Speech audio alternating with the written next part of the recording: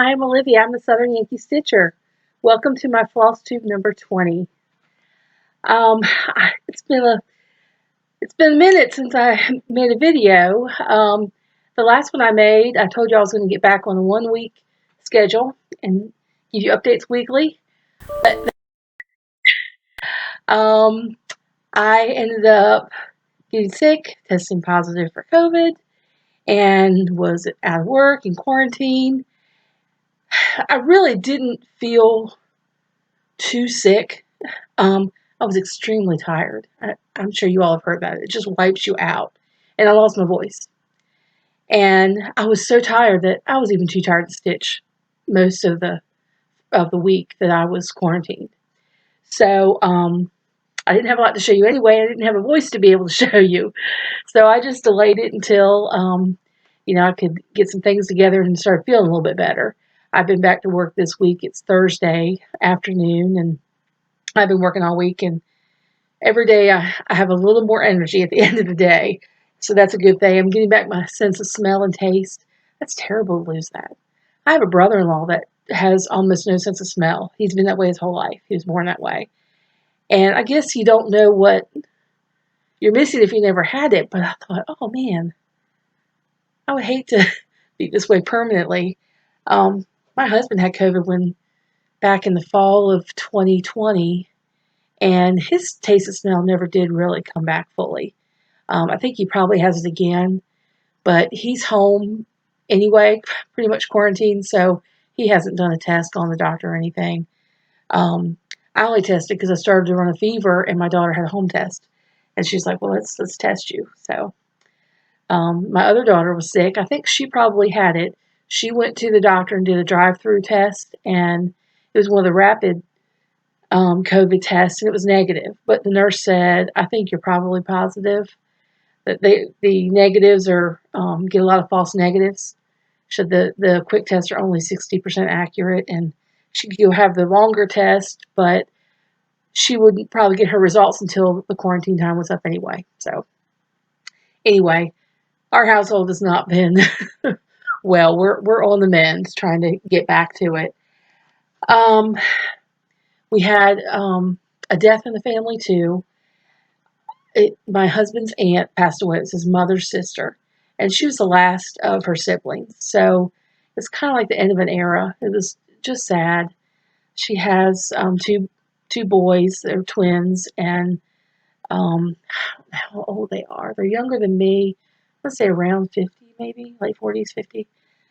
Um, and a lot of grandchildren, and they were really close to her.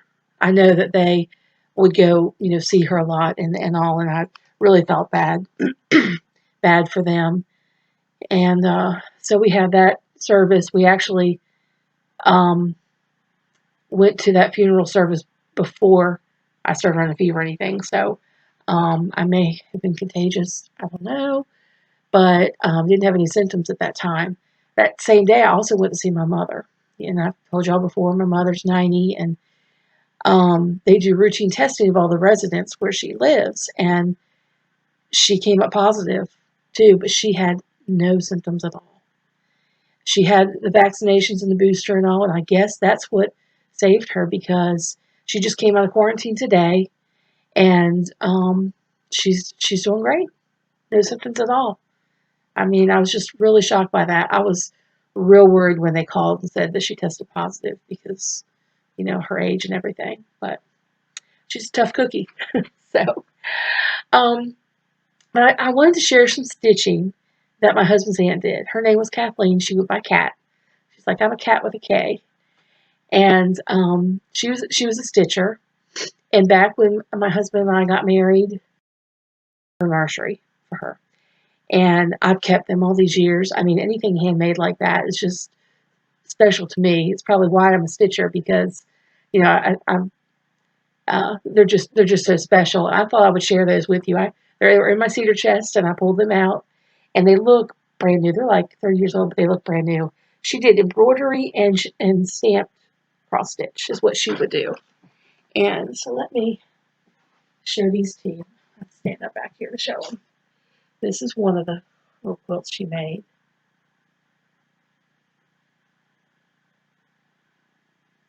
so cute with all the little animals on it. And she said, she likes sitting and working on something. I know I'm kind of preaching to the choir when I talk about that because we all like to do the same thing. And then here's another one. And I think these were, what she could get her hands on here in town without, we didn't have any real big craft stores back then around here, I don't think.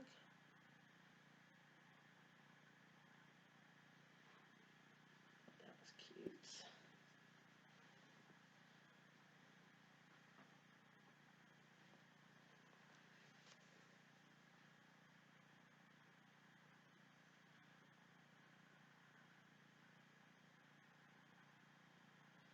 And these look so good because I didn't use them every day. Like if we were going out, family outing or something, shopping or out to eat or something, I would have this in the stroller. But they didn't have it in their bed every day because I don't want these to get messed up. I mean, I did use them, but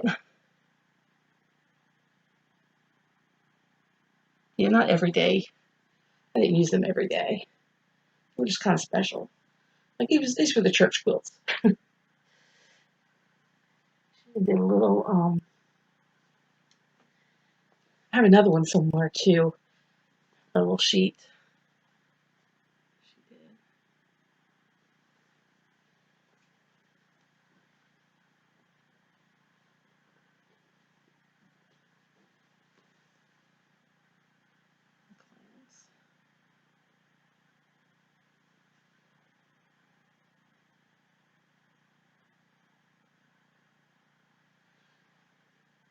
What's it? Sweet Dreams.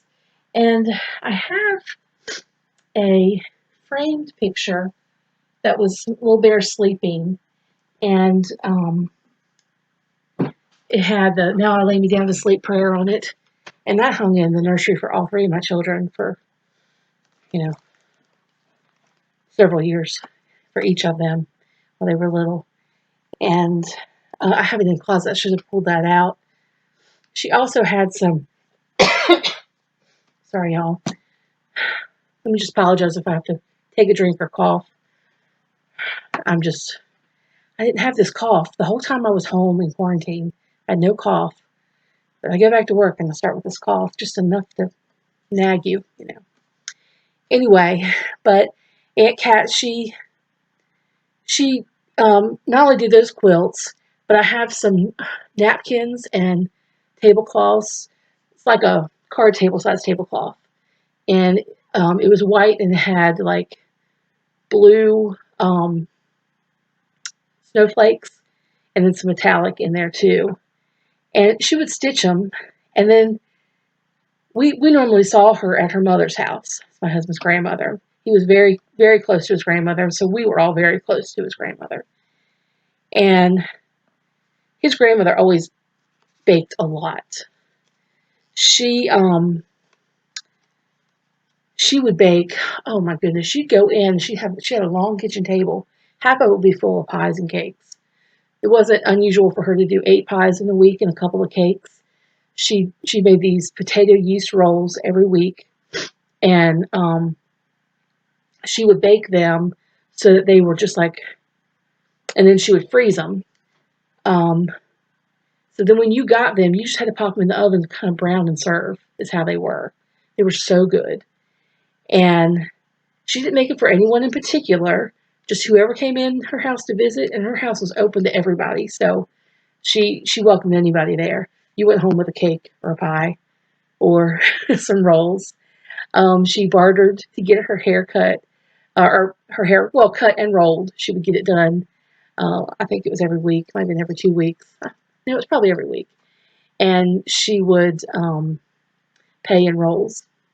Her hairdresser loved the rolls, and her hairdresser's husband loved the rolls. I remember her saying that he went through some cancer treatments, and the only thing he could eat were those rolls. He just thought they were like magic, those rolls. So she'd say, "Whoever wants it, take whatever you have." So we would keep her well stocked in baking supplies because she just loved to do it. She loved to cook for you, and she loved to see you eat. Well, her daughter, Kat, kind of did the same thing with some embroidery that she did.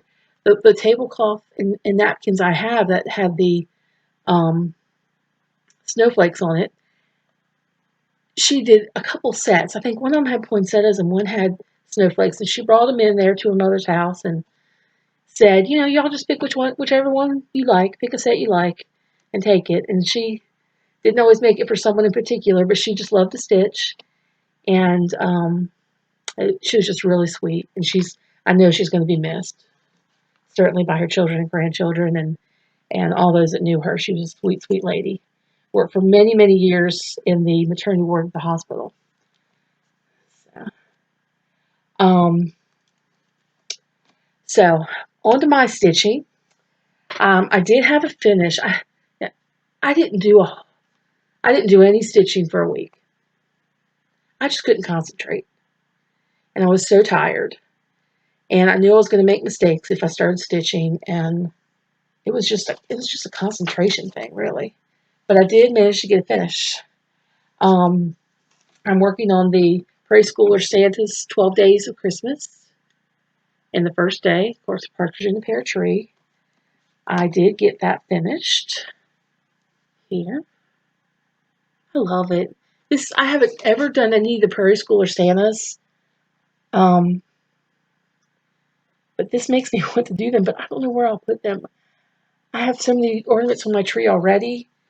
I just don't know. This is on the 32 count lamb's wool Jobelin. And Jobelin, let me tell you what I like and don't like about this. I like that for this project that the color is very consistent. It's not mottled or anything. I like that it looks very neat. It's an even weave, so you don't have any slubs in there or see uneven threads like you do sometimes in linen. But I don't like the way it feels in my hand because it's got polyester in it and it doesn't feel great, but I think it looks great. So what I'm trying to decide now is how I'm going to finish these. When I bought the chart, I thought I want to make a garland and hang it and have the, 12 days hanging on it. Well, I don't know where I'm going to put that in my house. I have cross-stitch stockings on my fireplace, so I'm not going to put it on the mantle. I really don't want to make ornaments for the tree because I want them to be all displayed together. Like on the back of the chart, it shows here, putting them on a Christmas tree, wooden Christmas tree, and that's kind of cute. I saw someone on Instagram, I think I mentioned this before, that had one in each window pane. They had an old window with 12 panes and had one of these in each, and they fit perfectly. I kind of like that, but then I'm like, I gotta store it. So then I thought, well, what if I just do them all on one piece of fabric? This fabric's big enough, and I could either frame it or make a wall hanging. And I think that's what I'm going to do. I'm just not sure. Once you don't give yourself any margin, you start putting them right next to each other. You can't go back. So I finished this earlier in the week, but I'm just still trying to think about what I want to do before I start the second one. I'm really leaning towards putting them all on one thing and have it like one big piece. I think that's what I'm going to do. By next week, I hope I'll have a decision on that. Oh. All right, and then I worked on the Prairie School or Summer and Winter. Been working on February right here. I'd started it last time. I think I'd started it last time. I'm not sure how much I did actually. And this is on this fabric that I'm not crazy about. I messed up dyeing it. I've done everything except there's a little bit of gray kind of in the tail, and then I have to fill in all the white for the two lovebirds. And then, of course, February. And there's some red in here.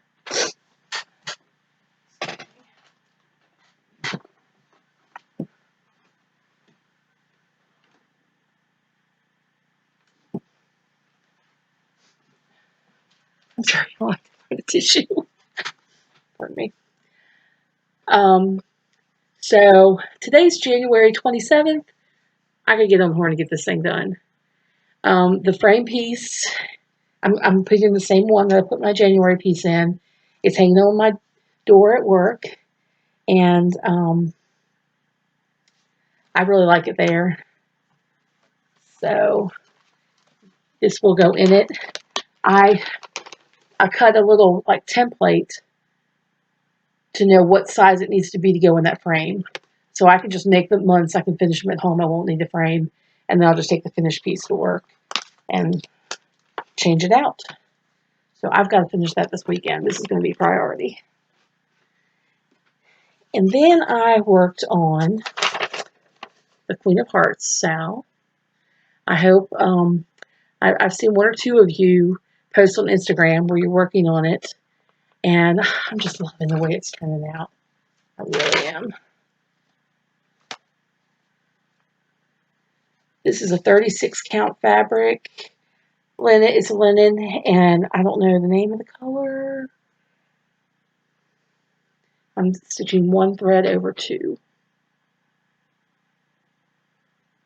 So it's coming together.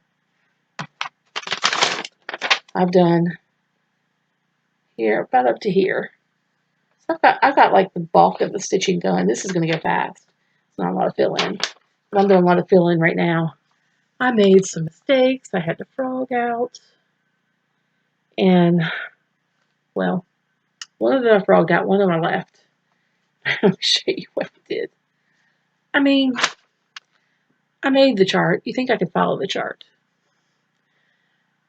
Here, these stitches here, you've got the heart, then you've got two spaces, and then 3 stitches over 3 stitches. And then you skip 2 spaces and 3 over 3. You can see that. Well, it's supposed to be 4 over 4. You know, 4 stitches in the space and 4 in the space.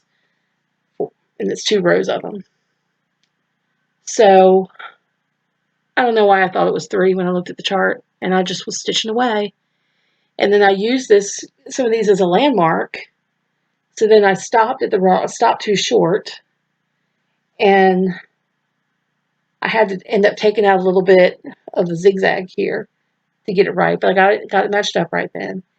Then when I had finished, I started at the bottom and working my way up.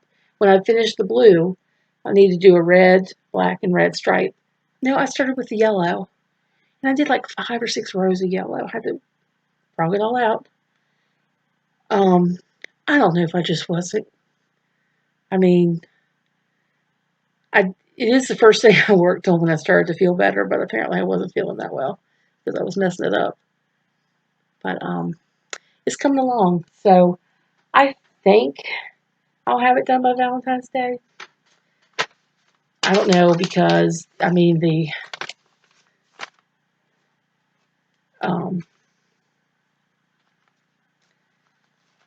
sick kind of put me behind. Excuse me, sorry. Here's all the colors. This darker blue, it's number DMC 820. I don't think it's on the chart anywhere. I had bought all the DMC listed, put them on these cards and stuff. These are actually playing cards. I think I showed this to you before. And I think I wasn't sure if I was going to like this blue. I thought it needed to be a little darker. But I do like the lighter one. So that dark one I don't need. So if you have, you're wondering where that blue goes, I don't think it goes anywhere on this chart. And I don't know if I listed it on I don't have that in front of me now. I don't know if it's listed on the chart or not, but it's DMC. It's not expensive. That's one reason why you should always stitch your chart before you share it with people so you can catch mistakes. Oh,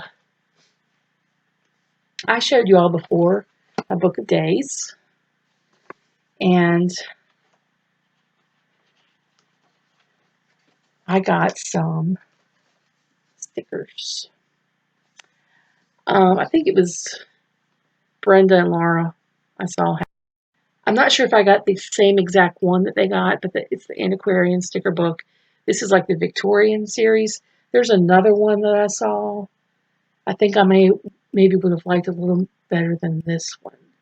This one didn't have like holidays in it. I mean, it had some things that you could use for like Halloween. There might be something that looks like a witch in here. I should have marked it to show you. And there are some skulls and things in here. But, I mean, it has a lot of pretty things in here. But as far as like if I wanted to do, um, put them on my calendar for the holiday, it's not a lot in here. There's another one I think I'm going to go ahead and order. It's like $12, $13 on Amazon. Yeah. But I did put a few in here. Put the crown for my Queen of Hearts.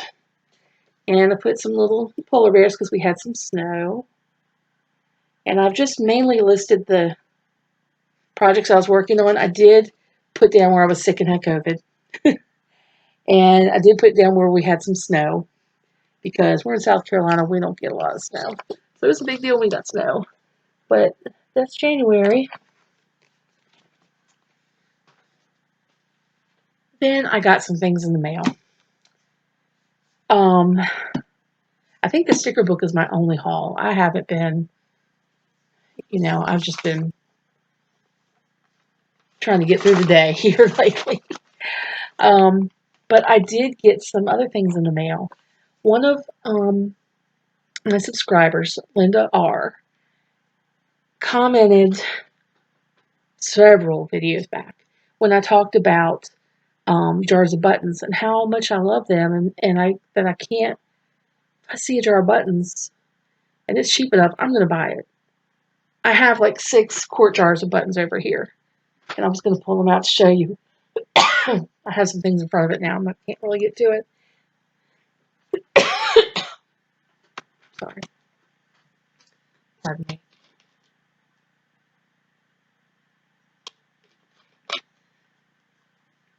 And anyway, I just love buttons. I love the history of it and everything.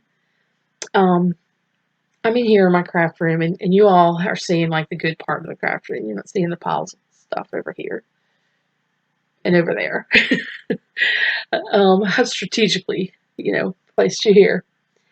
But my oldest daughter came in the craft room here the other night, and I was doing something in here. I don't know what I was doing. I think I was actually putting some floss on some floss drops. And she said, "Those jars of buttons are my favorite thing you have in here." And I said, "I love them too. What is it about jar buttons?" Well, Linda R. had told me back when I first talked about jars of buttons that she had a jar. And she thought it was like button box or something is what it was called. And she was going to look for it and see if she could find it. Well, it took her a little while to find it. She was cleaning out her craft room and came across it finally. She'd been looking for it, and I tell you, if I'm going through some of this stuff, I don't know what I'm going to find in here. But she found this chart. It's from, let me find where it says. It's from the January-February 1994 issue of Cross Stitch and Country Crafts. And the chart is called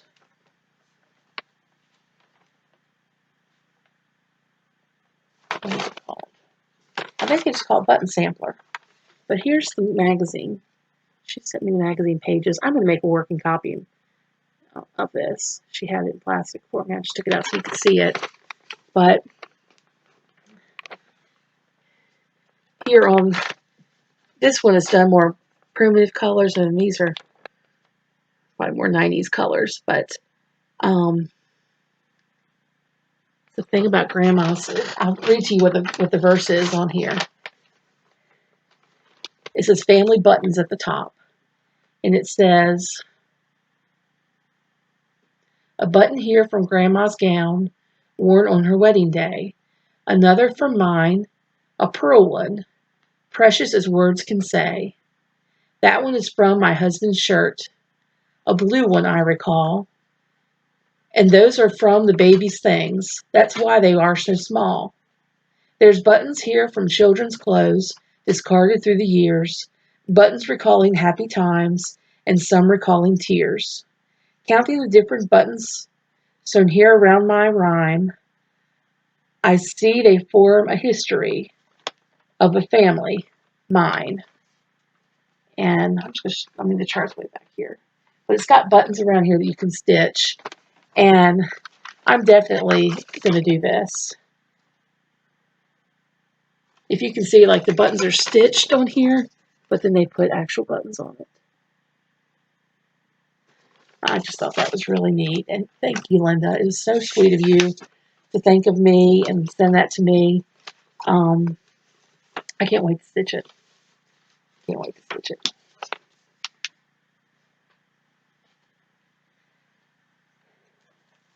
Then, I think I told you on my last video that I won a giveaway from the 911 Stitcher. And I got it in the mail. This package was in the mail. I thought, what in the world? I don't remember ordering anything from California. What did I do while I was sick? Well, this is from Stitch Folk. It's I don't know what you call these things.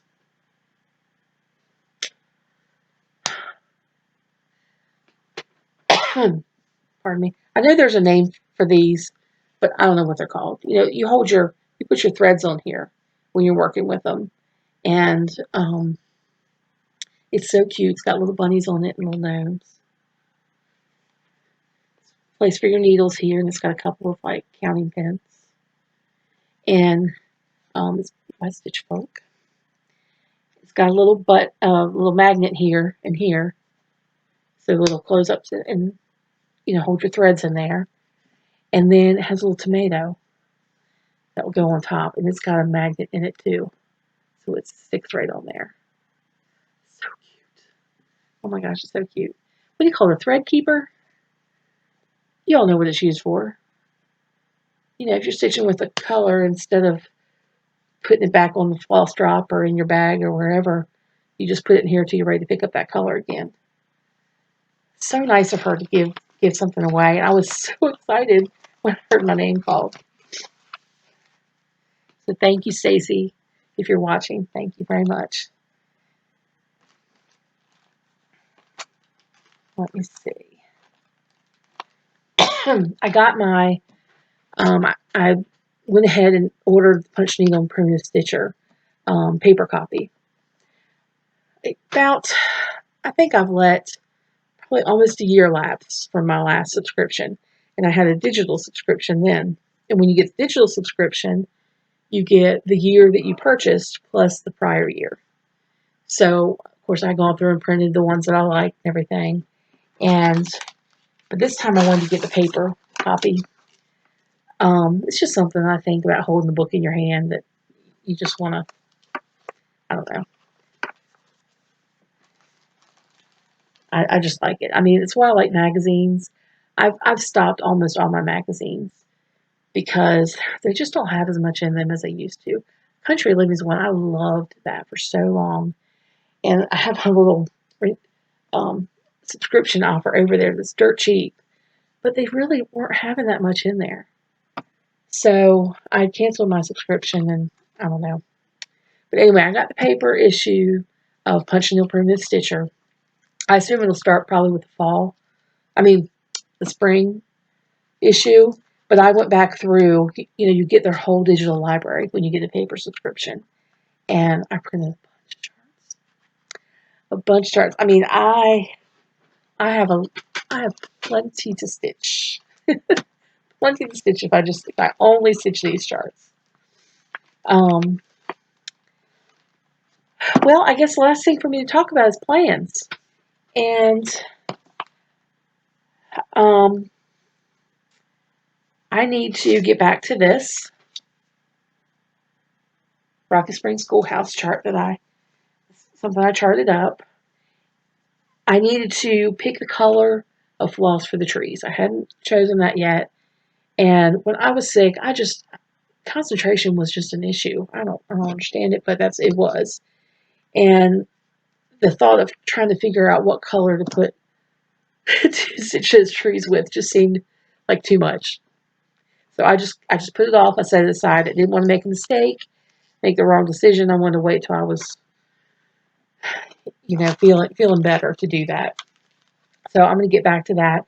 I'm going to continue working on the Queen of Hearts, and I have, of course, February. My February thing for the lovebirds to put on my and frame on my door at work. But next week starts the Olympics, and I'm not a big sports person. I don't. I used to watch football with my husband, and he'll record games now so that he can fast forward the stuff he doesn't want to see, like announcers and things, and just watch the game. And so he's watching them at hours that I might not be home. So we really don't watch that many athletic events together. But I want to watch the Olympics. I watched the Summer Olympics, and now the Winter Olympics are coming up, and that's something that I grew up always watching. Even if we didn't watch, baseball or football, which we watched a little bit. We always watched the Olympics. Everybody in the house always watched the Olympics, and so I'm going to be watching the Olympics next week. And I thought, what better thing to stitch during the Winter Olympics, but the Prairie School button-up chart. They've got sledding and skiing and skating and a lot of things that I'm going to be watching, and I thought that would just feel really appropriate for me to stitch that. And I'm wanting to do it this winter. I do like to stitch in season. I will stitch some things out of season, but we just had a little snow. We're going to have our high is only going to be in the 30s on Saturday. We're in South Carolina. That's unheard of. So it's going to be cold, and if I don't start it before, I think the Olympics start on the 4th of February, if I'm not mistaken. I'll be starting it then. And my fabric is a 25 count cream Lugano. And I'm using all the called For DMC. And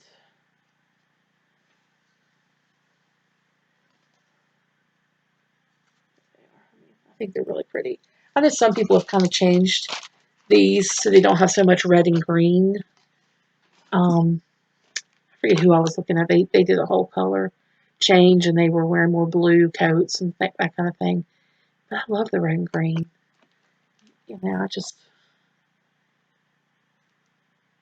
I don't know. I guess it kind of looks more Christmassy, but to me, I'll put that out anytime. It doesn't have to be just Christmas for me. So I'll be starting that. I have so many things I want to start. I don't know how you just pick. I guess that's why people have so many whips, but when I start stitching it, I want to get it done. I kind of want to be monogamous on a few things, especially the Queen of Hearts. I had to make myself stitch something other than that because I just want it done. And when I get it done, I want to stitch it again, just outlining everything in black. I'm pretty sure I want to do it black. I was thinking about red, and I thought, no, I think I want to do black. So I'm looking forward to that, getting that done, being able to show you all. If you haven't been posting your progress on the Queen of Hearts piece, be sure and post on Instagram. Use the hashtag SYS Queen of Hearts Sal. That stands for Southern Yankee Stitcher. Queen of Hearts SAL. Well, y'all, I think that's about it.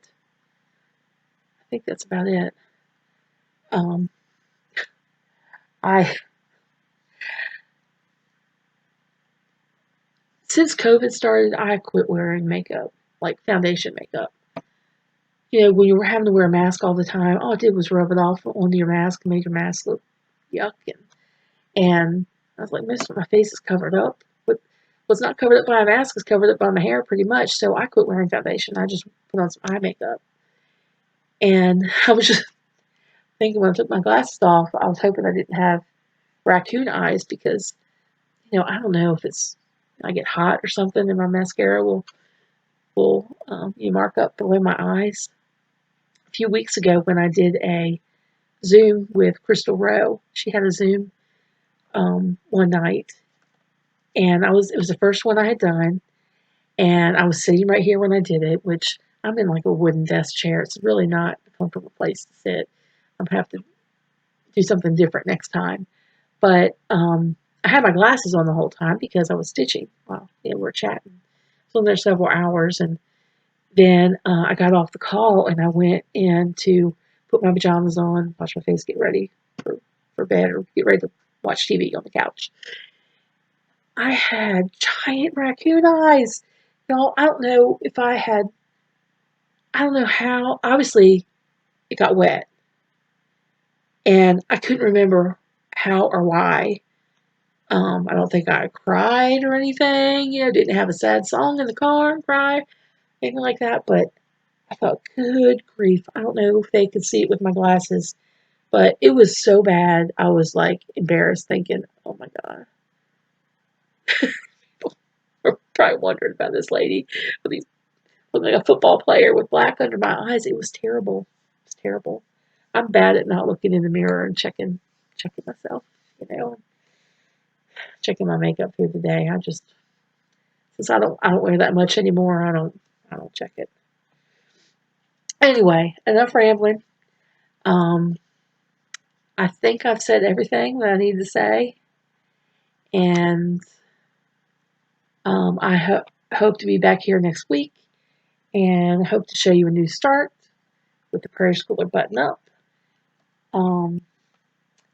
And February will be done. I will just take a picture of that, and I'll have to figure out how to insert a picture into this. That's about it. That's about it. So I hope you all have a great week, and I hope you stay healthy and happy and enjoy time with your family and friends. Bye.